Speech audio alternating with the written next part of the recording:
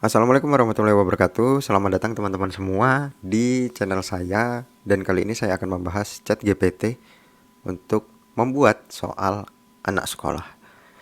Nah teman-teman, kalau teman-teman tahu kemampuan kita, mungkin teman-teman ada yang sebagai guru juga, bahwa daya ingat manusia itu kan terbatas.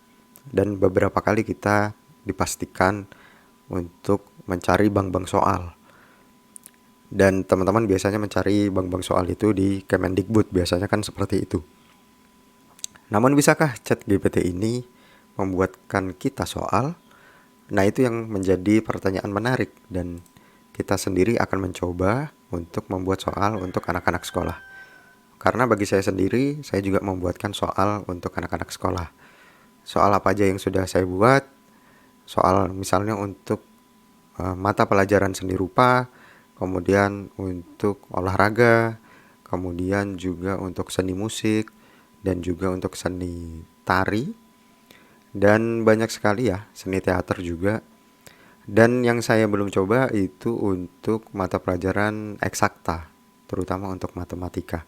Kali ini kita coba dulu ya untuk mata pelajaran matematika. Jadi teman-teman bisa membuat soal menggunakan ChatGPT ini. Kalau teman-teman bertanya, berarti nanti anak sekolah juga jawabannya bisa mencari menggunakan ChatGPT. Jawabannya iya. Namun sayangnya nih, ada sayangnya lagi, beberapa soal yang saya coba membuatnya menggunakan ChatGPT ini tidak berhasil. Dikarenakan ChatGPT ini akhirnya mengeluarkan statement kalau dia tidak terhubung di internet, sehingga dia tidak mampu mencari soal-soal yang sifatnya uh, istilahnya aktual ya, yang terkait dengan berita-berita terkini. Walaupun ya sebenarnya bisa aja, tapi ya kita coba ya. Kita akan coba dulu. Kita akan coba buat soal matematika. Kita akan tuliskan seperti ini. Buatkan soal matematika untuk anak SMA berupa, kita akan coba tulis seperti ini. Pilihan ganda, yaitu soal peluang. Kita coba enter dan kita akan coba apakah dia bisa menghasilkan jawabannya. Nah, teman-teman bisa lihat sendiri ya betapa menariknya ChatGPT ini menghasilkan suatu jawaban untuk membuat peluang ya, soal peluang matematika terutama. Dan ini yang keluar. Ya, lihat. Jadi ini bisa membantu teman-teman di sini nanti. Dia akan membuat suatu foldernya sendiri, yang foldernya nanti bisa kita hapus ya, atau kita bisa clear conversation di sini. Kita akan baca dulu dari awal. Berapakah peluang dari acara yang terdiri dari 8 kemungkinan yang semuanya sama jika salah satu kemungkinan tersebut dipilih secara acak? Jawabannya adalah A, 1/8. Apakah ini benar? Nah, maka dari itu teman-teman, terutama yang guru matematika, yang perlu meng-cross check secara berkala dari soal-soal yang sudah dibuat menggunakan chat GPT AI ini ya. Kenapa begitu? Karena sekali lagi beberapa soal itu kadang nggak nyambung. Jujur teman-teman, nggak nyambung. Dan ini untuk matematika berhasil kita buat.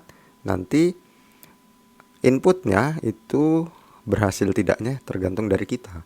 Saat saya tuliskan seperti ini, tentu inputnya yang keluar adalah seperti ini. Tentu teman-teman bisa menggunakan input yang lebih variatif.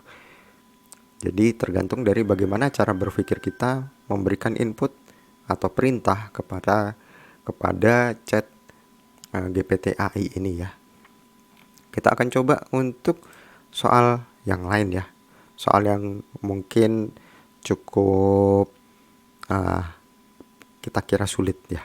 Kita akan coba, yaitu buatkan soal tentang agama Islam untuk anak SMA, yaitu topiknya adalah Em, tentang sholat misalnya, bisa nggak? Kita akan coba lihat ya. Nah, ternyata bisa teman-teman. Jadi inilah yang menarik dari chat GPT AI gitu ya. Jadi dia bisa membuat banyak sekali soal karena dia akan memberikan kita sebuah opsi-opsi pilihan, yang mana opsi pilihan itu sekali lagi tergantung dari apa yang kita masukkan ya, apa yang kita inputkan. Ini adalah soal untuk pilihan ganda. Kita sudah punya dua, yaitu matematika dan agama Islam. Sekarang kita coba untuk membuat soal esai.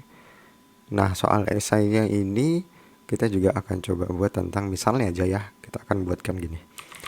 Buatkan soal esai mata pelajaran ekonomi, yaitu tentang ekonomi makro untuk anak SMA. Nah, kita akan coba. Nah, kalau teman-teman lihat nih, soal yang dibuat itu ternyata sangat dasar atau sangat basic. Ekonomi makro yang diberikan untuk anak SMA itu akhirnya jadi seperti ini, pengertian ekonomi makro.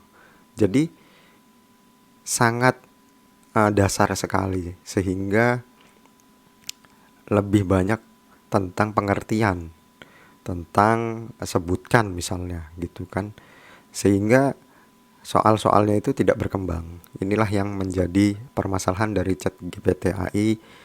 Kalau kita tidak berhasil menginputkan sesuatu dengan yang lebih variatif, tentu jawabannya akan berputar-putar di hal-hal yang sifatnya basic aja, dasar aja. Sehingga mau tidak mau kita akan kembali melihat ke bank soal gitu ya. Ya, kita sekarang akan coba deh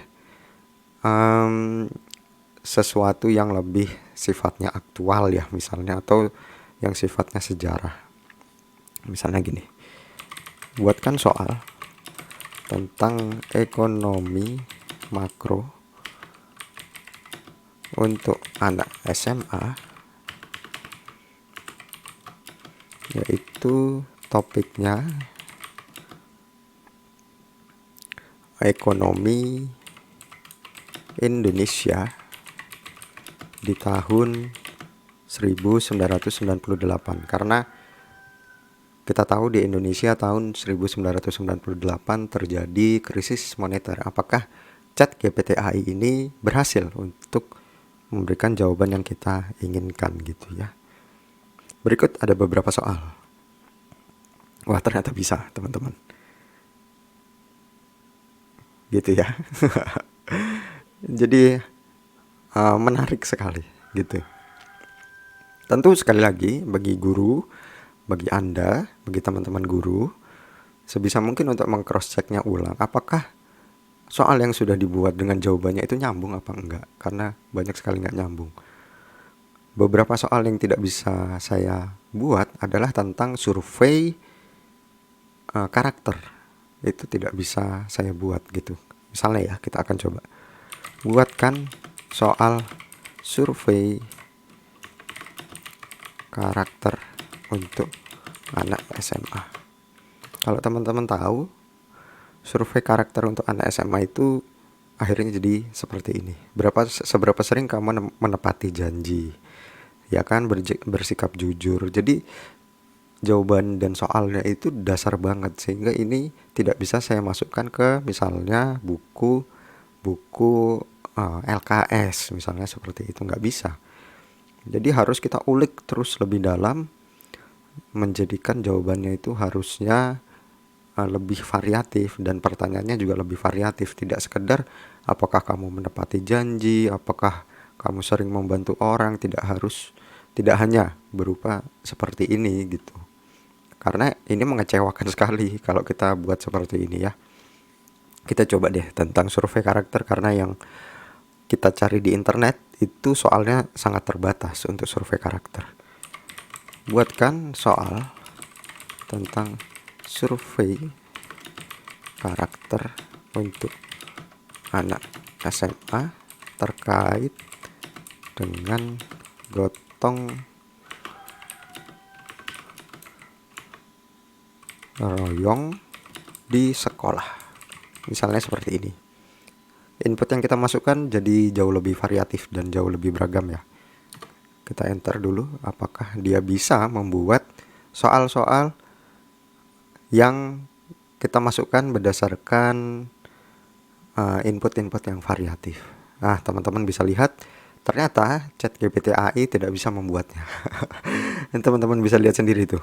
Ya, jawaban dan soalnya itu mirip dengan yang sebelumnya. Inilah salah satu alasan saya tidak membuat soal menggunakan ChatGPT AI yang sifatnya sangat spesifik atau sangat mendalam, seperti survei karakter. Sehingga saya hanya perlu membuatnya sendiri. Ini hanya untuk asisten ide aja. Idenya apa sih yang biasanya untuk survei karakter? Kira-kira seperti itu. Tetapi kalau saya masukkan seperti ini bahkan sudah saya masukkan terkait gotong royong di sekolah. Sudah ada spesifik seperti itu, tetapi juga tetap tidak bisa menghasilkan soal-soal yang menarik. Jadi soalnya ini datar banget, plain banget lah. Oke, mungkin ini aja video saya tentang ChatGPT AI yang bisa membuatkan kita soal-soal untuk anak sekolah. Tentu sekali lagi teman-teman harus mencoba sendiri inputnya. Input itu seperti ini ya. Inputnya ini dengan berbagai macam input. Saya rasa teman-teman jauh lebih kreatif dibandingkan saya, sehingga inputnya akan jauh lebih bagus dan lebih menarik gitu ya.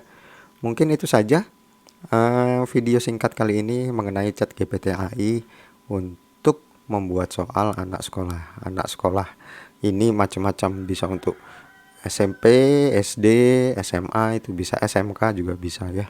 Mau soalnya macam-macam, dari agama Islam, matematika, sosiologi, biologi, apapun bisa ya. Silahkan teman-teman coba sendiri.